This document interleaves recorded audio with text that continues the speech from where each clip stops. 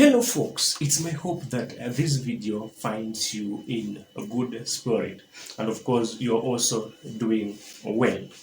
Welcome to the Spot Up. Folks, if you are new on this platform, here we provide a comprehensive and critical analysis of political development.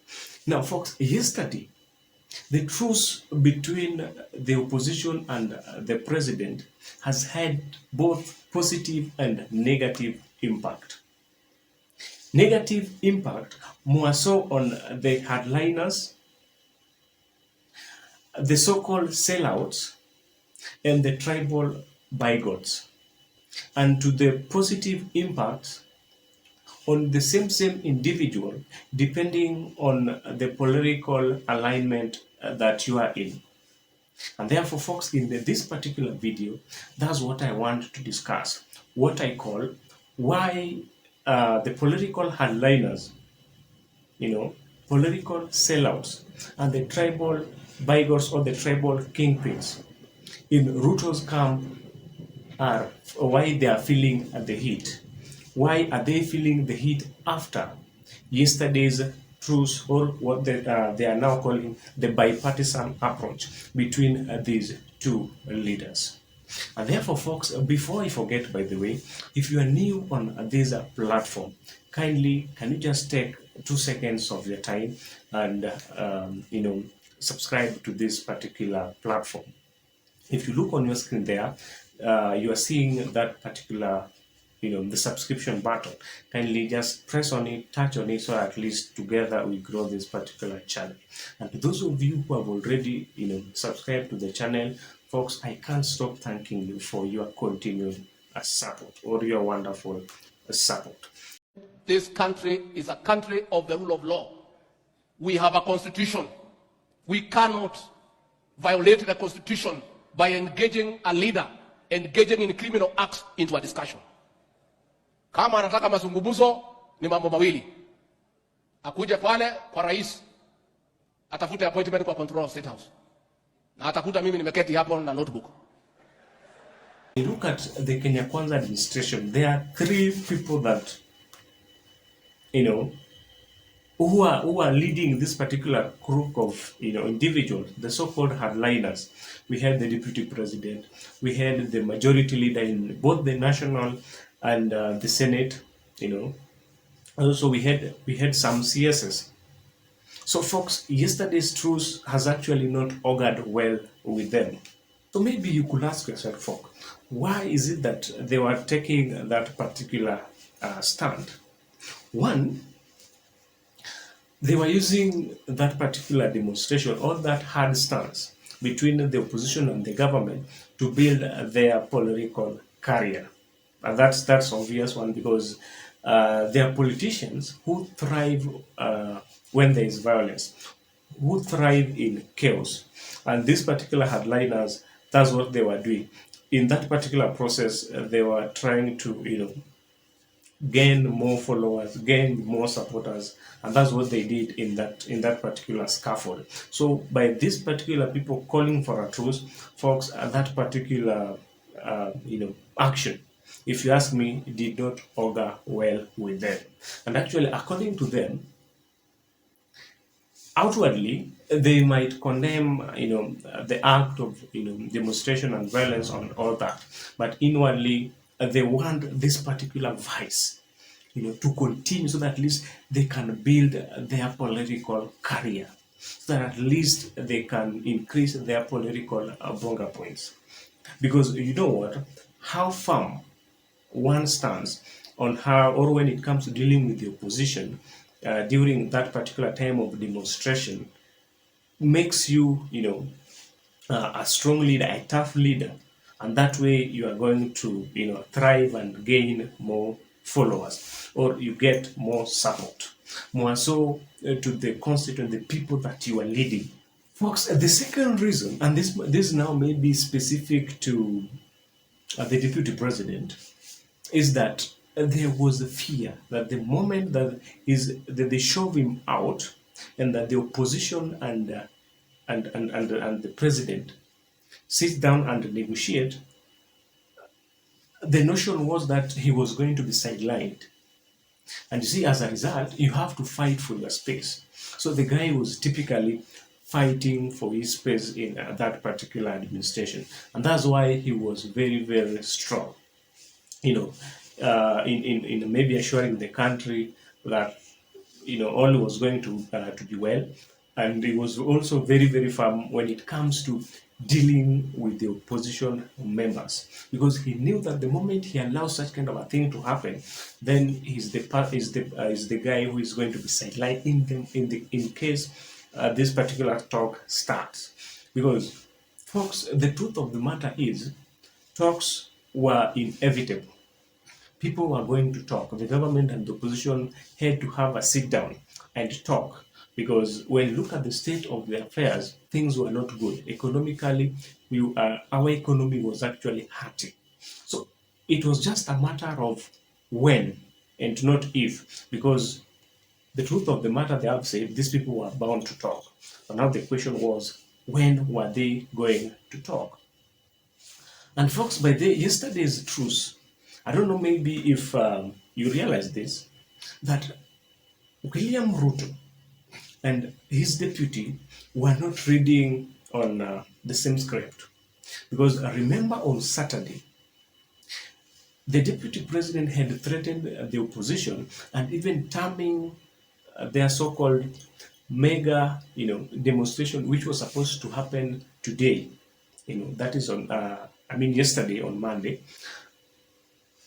terming it, to be the last demonstration that the opposition leader will be participating in this particular country. So it means that they had countermeasures that they were going to put into place to ensure that that demonstration does not happen or doesn't take place.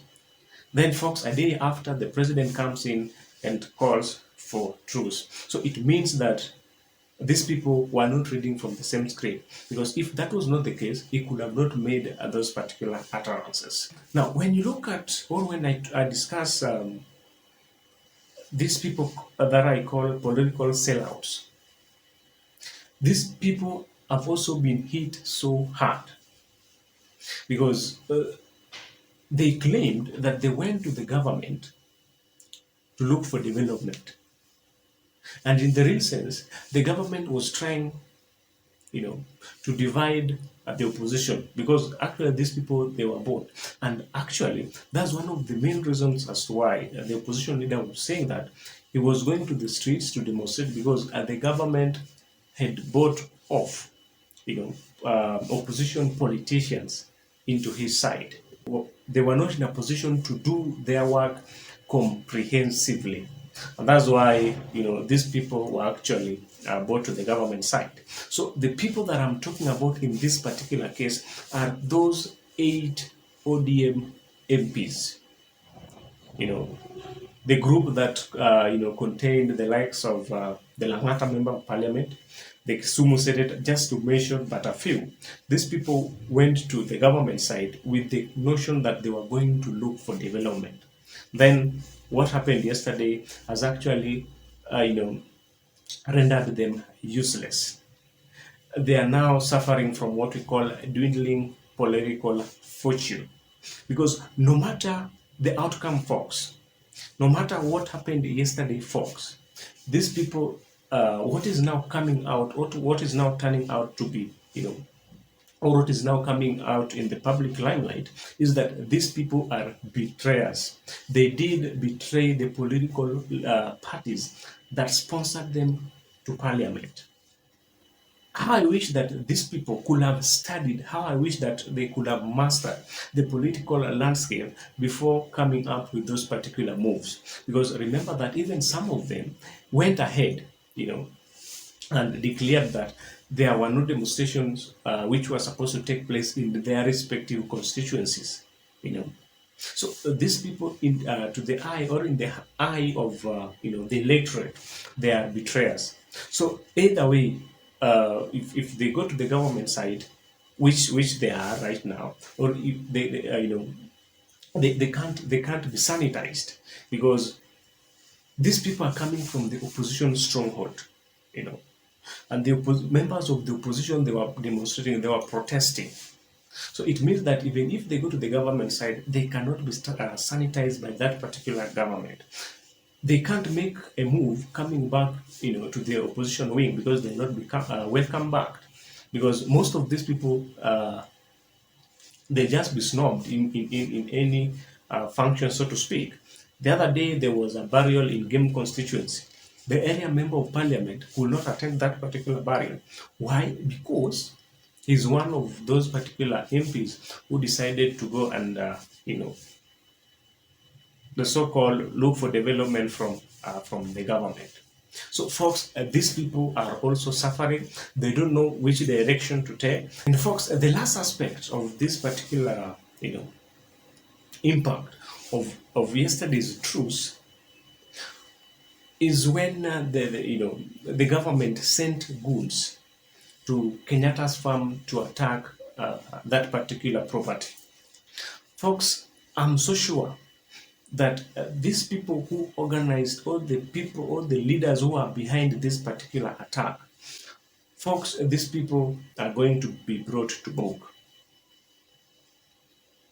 And that's something that I'm so sure and certain of, that the perpetrators, the people who paid the youths to go and attack the properties of the Kenyatas at the Northland farm, they're likely going to face the consequences.